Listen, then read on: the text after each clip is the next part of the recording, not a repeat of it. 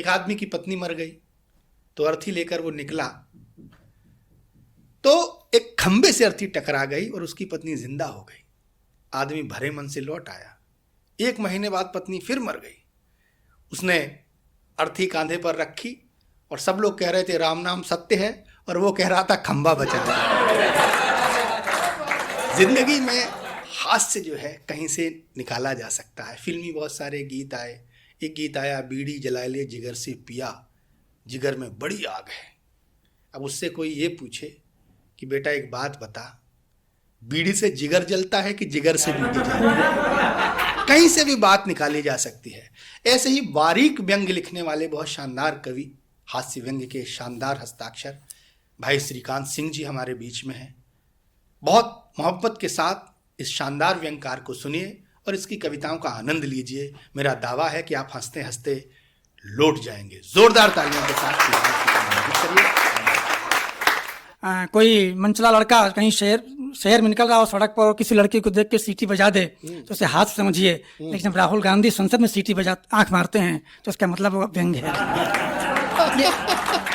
इस प्रकार से परिभाषित करने की कोशिश करता हूँ। सुनिएगा कि फिल्मों में गीत आते हैं, वो गीत ऐसे आते हैं कि उनको हम बजना नहीं रोक सकते, उनका सुनना नहीं रोक सकते, उनका फिल्मांकन नहीं रोक सकते, लेकिन हम कवि लोग उनका एक शुद्धिकरण कर सकते हैं। मैंने एक ऐसे गीत का शुद्धिकरण किया है, सुनिएगा। स्वागत।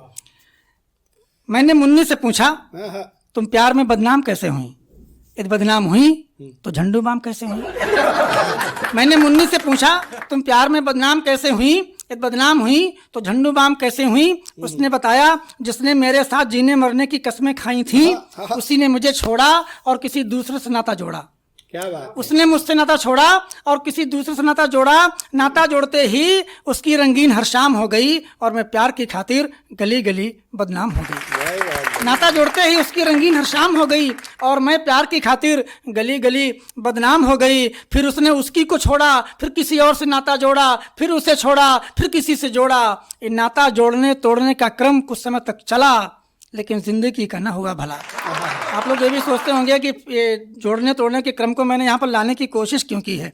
वो लाने की कोशिश मैंने इसलिए की है कि फिल्मों में ऐसा होता है, जितने रोल ये प्यार के पर्दे पर दिखाते हैं असल जीवन में उसका 1 इंच भी नहीं निभाते हैं। क्या बात है। और एक पत्रकार ने तो एक सेलिब्रिटी का वो लिया, इंटरव्यू लिया और उनसे एक सवाल ये पूछ बैठे कि आपकी शादी की सालगिरह कब होती है? तो उसने कहा हमने आज तक मनाई ही नहीं। तो उससे पूछा गया भाई मनाई क्यों नहीं? बोले शादी की सालगिरह तो तब मनाएं जब 1 साल किसी के साथ निपटाएं। इसलिए लिखना पड़ा। उसने उसकी को जोड़ा, फिर किसी और से नाता जोड़ा, फिर उसे छोड़ा, फिर किसी से जोड़ा। नाता जोड़ने तोड़ने का क्रम कुछ समय तक चला, लेकिन जिंदगी का ना हुआ भला। अंत में उसे अपना पुराना प्यार याद आया और मैंने बदनाम होने के बाद भी अपना वादा निभाया। अंत में उसे अपना पुराना प्यार याद आया, मैंने बदनाम होने के बाद भी अपना वादा निभाया। और अब ना कोई प्रश्न है, ना मामला किसी उत्तर का है। मेरी उम्र 65 की और वो 70 का है।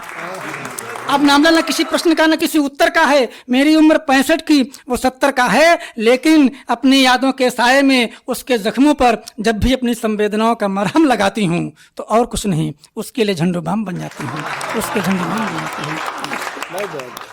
इसी क्रम में एक और गीत आप लोगों को सुना होगा, सुनिएगा। मनोज भाई कि वो प्यार में डोली मस्त होकर बोली क्यों घूमते हो बेहाल से? अरे मेरी फोटो चिपका लो अपने सीने पर फेविकॉल से। तो प्यार में डोली मस्त होकर बोली क्यों घूमते हो इस तरह बेहाल से? अरे अपने सीने पर चिपका लो मेरी फोटो फेविकॉल से। मैंने कहा यदि नहीं चिपकाई तो? बोले खुद ही चली जाऊंगी, जिंदगी भर के लिए चिपक जाऊंगी। बोले खुद ही चली जाऊंगी, जिंदगी भर के लिए चिपक जाऊंगी। यदि चाहते हो लाइफ रहे ओके तो जिंदगी खुशनुमा बनाइए, मुझे नहीं मेरी फोटो को ही चिपकाइए।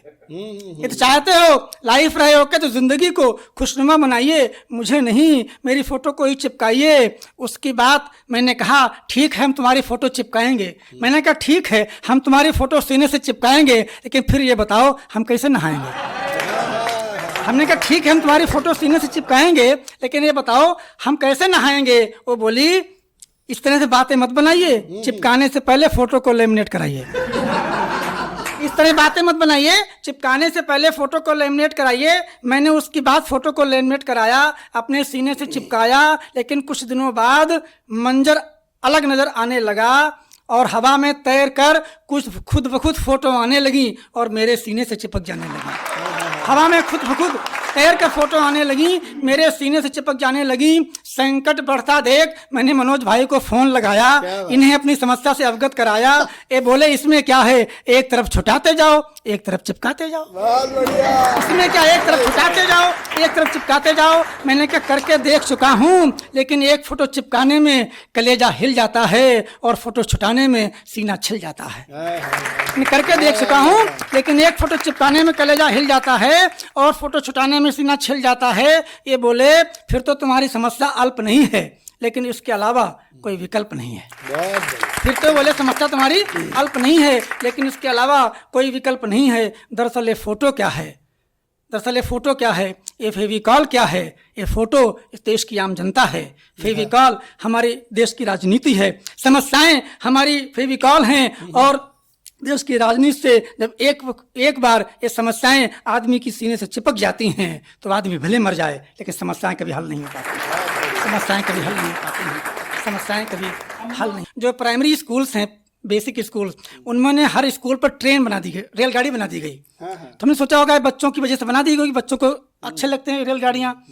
मैंने एक टीचर से पूछा, मैंने कहा ये रेलगाड़ी ही हर जगह क्यों बनाई गई, कहीं हवाई जहाज बनवा देते, कहीं पर कुछ और रथ बनवा देते। बोले नहीं, ये ट्रेन इसलिए बनवाई गई, इसका शिक्षा स्कूल से संबंध है।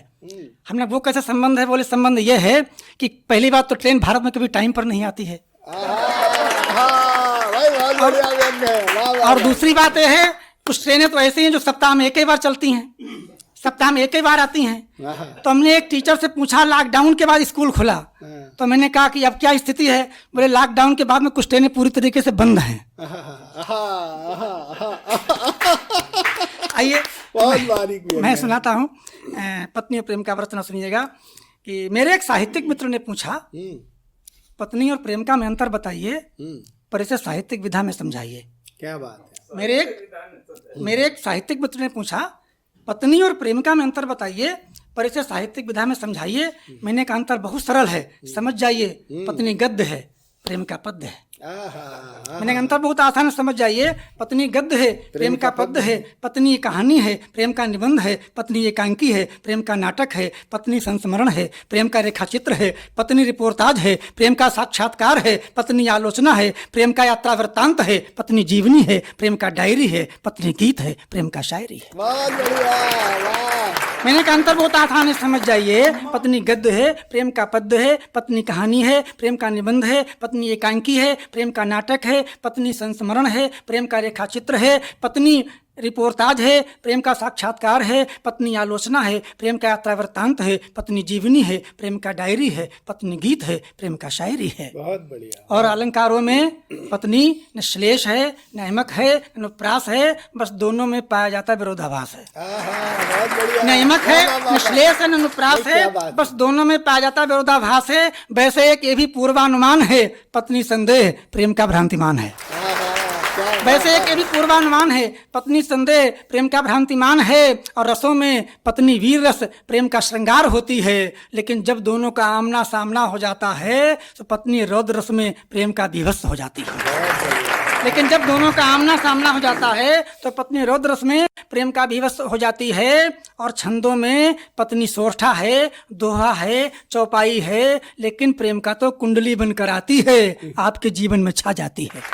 पत्नी दोहा है, सोरठा है, चौपाई है, लेकिन प्रेम का कुंडली बनकर आती है, आपके जीवन में छा जाती है। मेरा मित्र बोला, आपने अंतर समझाया, मेरी समझ में खूब आया। मैंने कहा तेरी समझ में कुछ नहीं आया, हो सके तो इस अंतर को मिटाइए, प्रेमिका को पत्नी और पत्नी को प्रेमिका बनाइए, पत्नी को प्रेमिका बनाइए। बहुत बढ़िया।